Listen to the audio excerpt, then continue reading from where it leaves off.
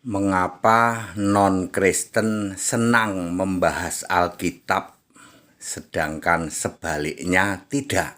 Ya, non-Kristen itu sangat senang membahas Alkitab, mengorek-ngorek Alkitab, ya dalam rangka cari kelemahan Alkitab.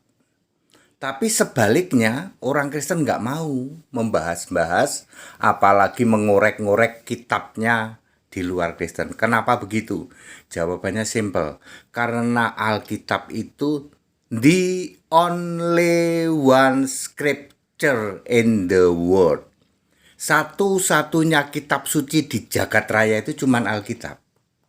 Ya, diturunkan oleh Yesus Allah yang terdiri dari perjanjian lama dan perjanjian baru. Ya, Yesus berkata harus dipenuhi apa yang tertulis tentang aku, tentang Yesus di dalam Taurat Musa, Mazmur, dan kitab nabi-nabi. Lalu Yesus membuka pikiran mereka mengerti kitab suci. Yesus lebih dari 10 kali berkata tentang kitab suci. Ya, bahasa Inggrisnya adalah the scripture. Alkitab juga bahasa Inggrisnya scripture. Ya, kitab suci itu scripture, Alkitab juga scripture. Satu-satunya kitab suci di jagat raya ini cuma Alkitab.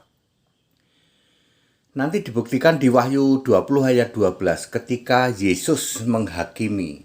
Ada 4.300 agama di dunia. Semua dihakimi dan dibuka semua kitab. Enggak pakai suci, Pak. Enggak.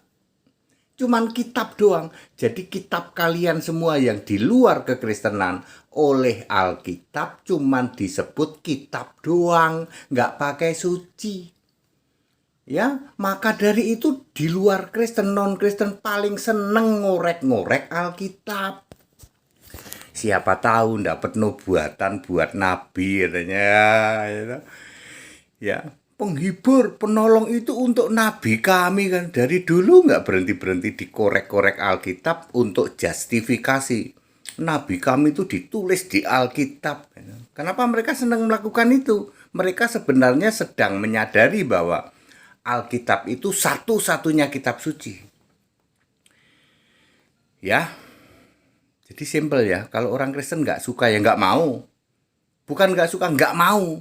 Aku ini memiliki satu-satunya kitab suci. Ngapain aku ngorek-ngorek kitabmu? Yang di Alkitab jelas-jelas ditulis bukan kitab suci. Bener Pak ATD ya.